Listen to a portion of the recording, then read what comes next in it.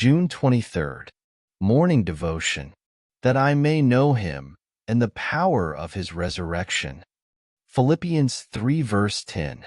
Of the downward tendency of our hearts we are, alas, but too conscious. We need an antagonistic principle, something to counteract the overworking influence of an ungodly world. Where shall we meet with it?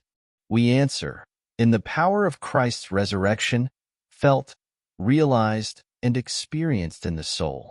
This is the argument of Paul. You are a risen people, risen in union with Christ. If this be so, then seek after heavenly mindedness, setting your affections on things above. What a heaven power, then, has this glorious truth.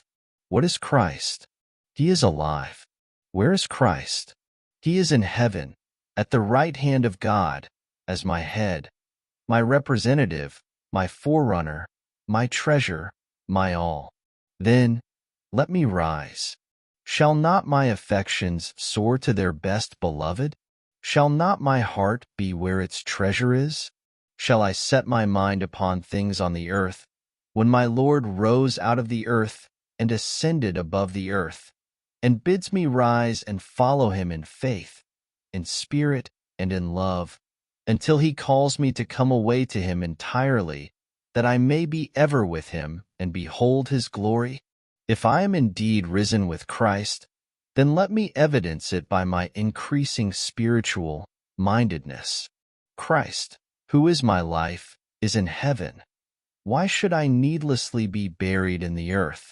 Why allow, as I appear to do, that there is an object upon earth whose claims to my love are paramount, whose beauty to my eye is greater, whose attraction to my soul is stronger than my risen, ascended, and glorified Lord?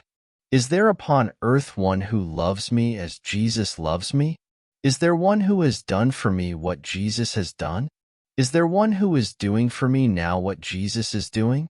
Is there one who is to me such a friend, such a brother, such a counselor as Jesus?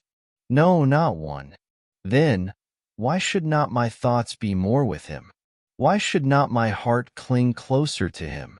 Why this vagrancy of mind, this truancy of affection, this wandering of desire? Why this forgetfulness, coldness, and cleaving to earth, when my Lord is risen, and I am professedly risen with him? Oh, to feel more sensibly, more deeply, more constantly the power of his resurrection. Lord, I detect my heart settling down on creature things, objects of sense and sin. My business is a snare. My domestic blessings are a snare. My friendships are a snare. My position is a snare.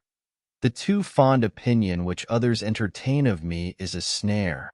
My grace, my gifts, my usefulness, through the corruption of my heart, are snares. Lord, place beneath my soul the mighty lever of your resurrection, and lift me towards yourself. Oh, let me feel the earth-severing, the heaven-attracting power of your resurrection life. Having been buried with you by baptism into death, sincerely would I now rise with you, like as you were raised up from the dead by the glory of the Father, that I might walk with you in newness of life, until I reach you in the realms of glory.